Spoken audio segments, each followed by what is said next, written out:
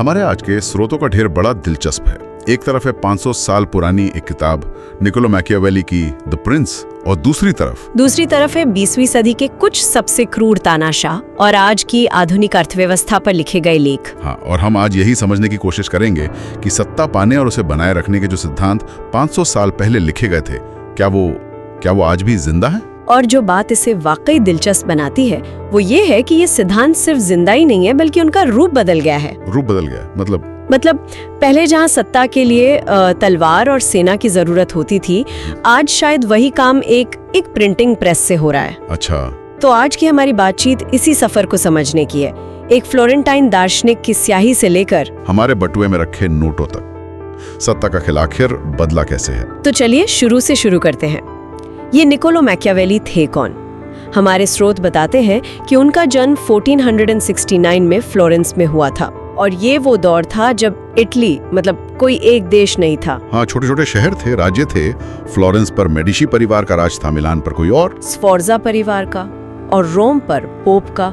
सब एक दूसरे से लड़ रहे थे, हर तरफ उथल पुथल थी। बिल्कुल, और इसी उथल पुथल ने मैकियावेली को बनाया। जब वो 25 साल के थे 1494 में फ्लोरेंस के लोगों ने मेडिसी परिवार को उन्हें शहर से निकाल दिया। हाँ, और एक गणराज्य की स्थापना की।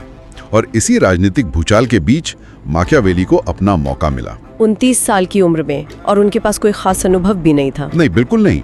फिर भी उन्हें गणराज्य में एक बड़ा कूटनीतिक पद मिल गया, और अगले 14 साल उन्होंने यूरोप के चक्कर काटते हुए गुजारे।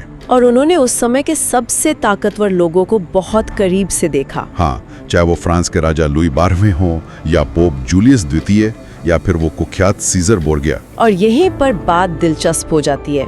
उन्होंने इन लोगों को देखकर और इतिहास पढ़कर जो कुछ भी सीखा, वही द प्रिंस का आधार बना। बिल्कुल, ये किताब इस बारे में नहीं थी कि एक राजा को कैसा होना चाहिए, दयालु, ईमानदार, प्रजा का सेवक, वैसी बातें नहीं।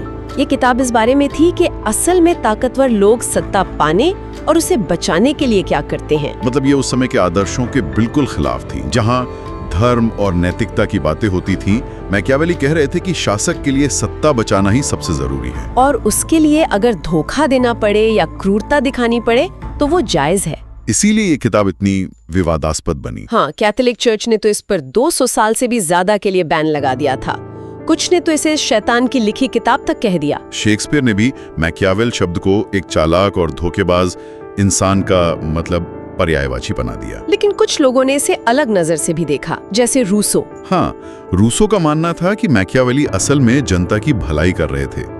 वो तानाशाहों के गुप्त हथकंडे सबके सामने ला रहे थे। पैजेस बेकर ने भी लिखा है, हमें मैकियावेली जैसे लोगों का शुक्रगुजार होना चाहिए जो ये लिखते हैं कि इंसान क्या करता है, ना कि ये कि उसे क्या करना चाहिए।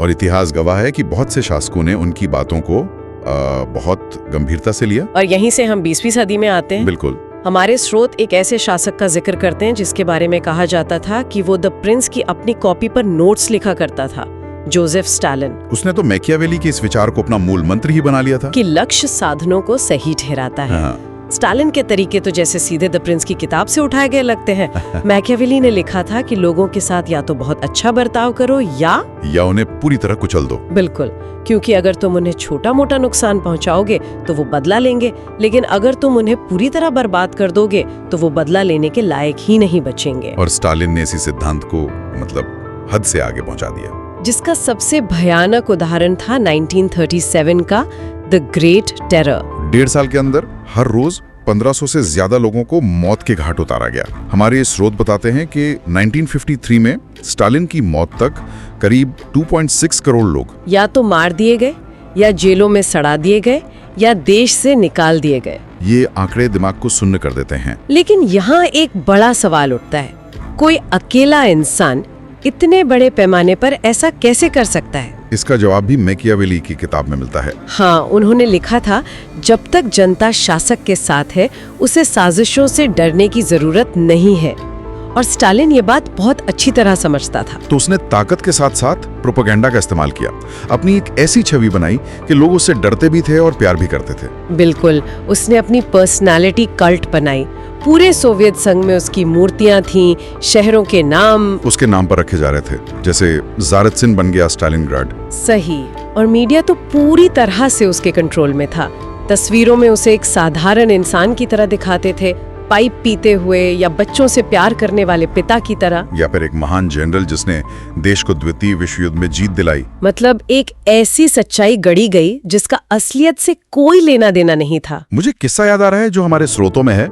स्कूलों में नारे लगे होते थे, एक खुशहाल बचपन के लिए प्यारे कॉमरेड स्टालिन को धन्यवाद। हाँ, और वो तालियों वाली बात भी, कहते हैं कि उसके भाषणों के बाद लोग 15-15 मिनट तक तालियां बजाते रहते थे, क्योंकि डर था कि जो सबसे पहले ताली बजाना बंद करेगा उसे गुप्त पुलिस उठा ले जाएगी। और इस प्रोपेगेंडा का असर देखिए, इतना गहरा था कि जब स्टालिन मरा तो गुलाग के कैदी तक उसके लिए रोए थे। ये दिखाता है कि अगर आप लोगों के दिमाग पर कब्जा कर लें तो आप कुछ भी कर सकते हैं। ये सोचना ही डरावना है। लेकिन हमारे स्रोत एक दिलचस्प सवाल उठाते हैं, क्या आज के नेता कम मैकियावेलियन हैं या उन्होंने बस नियंत्रण के ज्यादा चालाक और सूक्ष्म तरीके ढूंढ लिए हैं? यही तो इस पूरी चर्चा का सबसे अहम बिंदु है। आज के जमाने में खुले आम क्रूरता दिखाना या लोगों को गायब कर देना वो मुमकिन नहीं है। तो अब क्या होता है? अब दिखावा काम आता है। मैकियावेली ने एक और बात लिखी थी, लोग आमतौर पर देखकर राय बनाते हैं, अनुभव से नहीं, क्योंकि हर कोई आपको देख सकता है पर बहुत कम लोग आपको असल में जानते हैं। तो मतलब इमेज ही सब कुछ है? दिखावा असलियत से ज्यादा जरूरी है? बिल्कुल। आज के राजनेता सदाचारी, नैतिक और दयालु दिखने की कला में माहिर हैं। और जनता की नजर में अच्छा दिखने का सबसे आसान तरीका क्या है? पैसा खर्च करना, लोगों के लिए योजनाएं, सड़कें, स्कूल, अस्पताल। हाँ, इन सब पर खूब खर्च करना। लेकिन यहीं पर मैकियावेली की एक चेतावनी काम आती है। कौन सी? उसने कहा था कि जरूरत से ज्यादा दरियादिली दिखाना आखिर में खुद पर ही भारी पड़ता है, क्योंकि अगर आप खूब खर्च करेंगे तो आपका खजाना खाली हो जाएगा और फिर खजाना भरने के लिए टैक्स बढ़ाने पड़ेंगे। सही। और जैसे ही आप लोगों पर भारी टैक्स लगाते हैं वो आपसे नफरत करने लगते हैं। मैकियावेली ने मजाक में लिखा था, एक इंसान अपने पिता के कातिल को शायद भूल जाए पर अपनी जायदाद छीनने वाले को कभी नहीं भूलता। तो ये तो एक दुष्चक्र है।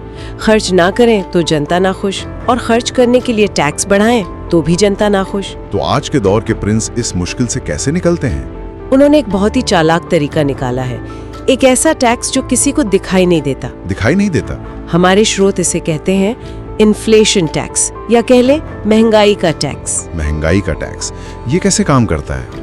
ये तो कोई कानून नहीं है जो संसद में पास होता है। ये उससे भी ज्यादा खतरनाक है, क्योंकि ये चुपके से काम करता है। समझिए, सरकार को पैसा चाहिए लेकिन वो सीधे तौर पर टैक्स नहीं बढ़ाना चाहती, तो वो क्या करती है? क्या? वो सेंट्रल बैंक के जरिए और ज्यादा नोट छापना शुरू कर देती है। जब बाजार में बहुत ज्यादा पैसा आ जाता है तो हर 1 रुपए की कीमत, मतलब उसकी खरीदने की ताकत कम हो जाती है। 1 मिनट, इसे आसान भाषा में समझते हैं तो इसका मतलब ये हुआ कि अगर मेरे बैंक में 1 लाख रुपए हैं तो आज मैं उससे जितनी चीजें खरीद सकता हूँ, साल भर बाद उतनी नहीं खरीद पाऊंगा। भले ही बैंक में अब भी 1 लाख रुपए ही दिखें। हाँ, आपने बिल्कुल सही समझा।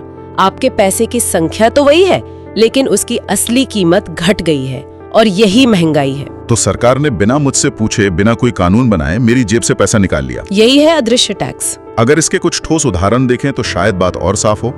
हमारे स्रोतों में 1971 के अमेरिका के कुछ आंकड़े हैं। तब एक नया घर करीब $25,000 का था। महीने का औसत किराया $1,500 था। और हार्वर्ड यूनिवर्सिटी की 1 साल की फीस सिर्फ $2,600 थी। आज ये आंकड़े आसमान छू रहे हैं, और इसकी एक बड़ी वजह यही महंगाई है। इस पूरी कहानी को समझने के लिए हमें थोड़ा सा पैसे के इतिहास में जाना होगा। ठीक है। पहले के जमाने में सोने चांदी के सिक्के होते थे जिनकी अपनी एक कीमत होती थी। फिर कागज के नोट आए, लेकिन शुरू में ये नोट सिर्फ एक रसीद की तरह थे। मतलब आप बैंक में जाकर वो नोट देकर उसके बदले सोना या चांदी ले सकते थे? बिल्कुल। इसे प्रतिनिधि धन कहते थे, और इसी सिस्टम को गोल्ड स्टैंडर्ड कहते थे। यानी सरकार उतने ही नोट छाप सकती थी जितना सोना उसके खजाने में है। हाँ, और ये एक तरह से सरकार के क्रेडिट कार्ड पर लिमिट लगाने जैसा था। वो मनमाने ढंग से पैसा नहीं छाप सकते थे। इससे चीजों की कीमतें स्थिर रहती थी और लोगों को अपनी बचत पर भरोसा होता था। तो फिर ये सिस्टम खत्म क्यों हुआ? जाहिर है सरकारों को ये लिमिट पसंद नहीं आई होगी। बिल्कुल। इसका एक क्लासिक उदाहरण है पहले विश्व युद्ध के बाद का जर्मनी। युद्ध का खर्चा और हर्जाना चुकाने के लिए जर्मनी ने गोल्ड स्टैंडर्ड छोड़ दिया और अंधाधुंध नोट छापने शुरू कर दिए। और नतीजा? Hyper inflation. हालात इतने बिगड़ गए कि 1923 के अंत तक एक अमेरिकी डॉलर की कीमत 4.2 ट्रिलियन जर्मन मार्क हो गई थी। 4.2 ट्रिलियन, मतलब लोग एक ब्रेड खरीदने के लिए ठेलों में नोट भरकर ले जाते थे। हाँ, पैसे की कीमत कागज के बराबर भी नहीं रह गई थी। ये एक बहुत बड़ी चेतावनी थी, लेकिन दुनिया ने शायद इसे सबक नहीं सीखा। नहीं। दूसरे विश्व युद्ध के बाद ब्रेटन वुड्स नाम का एक सिस्टम बना। इसमें दुनिया की करेंसी अमेरिकी डॉलर से जुड़ी थी और डॉलर सोने से जुड़ा था, $35 प्रति औंस सोने की दर पर। लेकिन 1960 के दशक में वियतनाम युद्ध और सामाजिक योजनाओं पर भारी खर्च की वजह से अमेरिका ने अपने सोने के भंडार से कई ज्यादा डॉलर छाप दिए। और फिर वो दिन आया जिसने सब कुछ बदल दिया। 15 अगस्त 1971। राष्ट्रपति रिचर्ड निक्सन ने टीवी पर आकर ऐलान किया कि अब अमेरिकी डॉलर को सोने में नहीं बदला जा सकेगा। उन्होंने इसे अस्थायी कदम बताया, पर वो अस्थायी आज तक चल रहा है। और उसी दिन गोल्ड स्टैंडर्ड हमेशा के लिए खत्म हो गया और फिएट करेंसी का युग शुरू हुआ। फिएट एक लैटिन शब्द है जिसका मतलब है ऐसा हो, यानी आज हम जो पैसा इस्तेमाल करते हैं उसकी कीमत इसलिए है क्योंकि सरकार कहती है कि उसकी कीमत है। उसके पीछे सोना चांदी कुछ नहीं है, सिर्फ एक वादा है। और इसी के साथ सरकारों के क्रेडिट कार्ड की लिमिट हमेशा के लिए हट गई। अब वो जितना चाहें उतना पैसा छाप सकती हैं। और हमारे स्रोत इसे इतिहास के सबसे बड़ी डकैतियों में से एक कहते हैं। बिल्कुल। अब सरकारें अपने खर्चों को पूरा करने के लिए चुपचाप पैसा छाप सकती हैं और इसका बोझ महंगाई के रूप में आम जनता उठाती है। आंकड़े देखिए, 1913 में फेडरल रिजर्व बनने के बाद से अब तक अमेरिकी डॉलर अपनी खरीदने की ताकत का 96% खो चुका है। 1 मिनट, 96%? ये तो लगभग सब कुछ है। अविश्वसनीय है। और इसका असर लोगों की जिंदगी पर सीधा पड़ता है। 1971 से आज तक अमेरिका में कर्मचारियों की उत्पादकता, मतलब काम करने की क्षमता 250% बढ़ी है। लेकिन उनकी असली तनख्वाह लगभग उतनी ही है।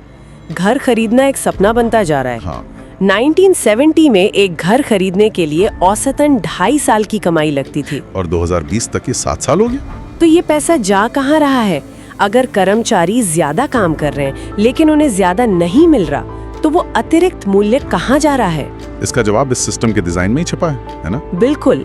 महंगाई का सबसे बुरा असर गरीबों और मिडिल क्लास पर पड़ता है, क्योंकि उनकी ज्यादातर बचत कैश या बैंक अकाउंट में होती है, जिसकी कीमत लगातार घट रही है। वहीं दूसरी तरफ अमीर लोग अपनी दौलत को स्टॉक, रियल एस्टेट, सोना या आर्ट जैसी चीजों में निवेश करते हैं। जब महंगाई बढ़ती है तो इन चीजों की कीमत भी बढ़ जाती है। वो न सिर्फ अपनी दौलत बचाते हैं बल्कि और अमीर हो जाते हैं। हाँ, ये एक ऐसा अदृश्य तंत्र है जो अमीरों और गरीबों के बीच की खाई को और चौड़ा करता है। तो मैकियावेली की सलाह से चले थे, स्टालिन की क्रूरता से गुजरे और आज के महंगाई के टैक्स तक आ पहुंचे। तरीका बदल गया है। तलवार की जगह प्रिंटिंग प्रेस ने ले ली है, लेकिन लक्ष्य वही है, नियंत्रण। और भविष्य को लेकर स्रोत कोई बहुत अच्छी तस्वीर नहीं दिखाते। दुनिया भर की सरकारों पर कुल कर्ज $300 ट्रिलियन से ज्यादा हो चुका है। ये इतना बड़ा आंकड़ा है कि इसे चुकाना लगभग नामुमकिन है। और राजनेता शॉर्ट टर्म में सोचते हैं। उन्हें अगला चुनाव जीतना है और उसके लिए वादे पूरे करने पड़ते हैं, जिसके लिए पैसा चाहिए। और पैसा छापना टैक्स बढ़ाने से कहीं ज्यादा आसान रास्ता है। तो ये एक तरह का नशा है जिससे निकलना मुश्किल है। अंत में मैकियावेली की एक और चेतावनी याद आती है। उसने लिखा था, एक शासक जो दरियादिल होने की छवि बनाए रखना चाहता है, उसे जल्द ही अपना सारा खजाना लुटाना होगा। फिर उसे अपनी प्रजा पर भारी टैक्स लाने पड़ेंगे। इससे लोग उससे नफरत करने लगेंगे और पहली बड़ी मुसीबत आते ही उसका तख्ता पलट हो सकता है। आज की चर्चा का सार यही है।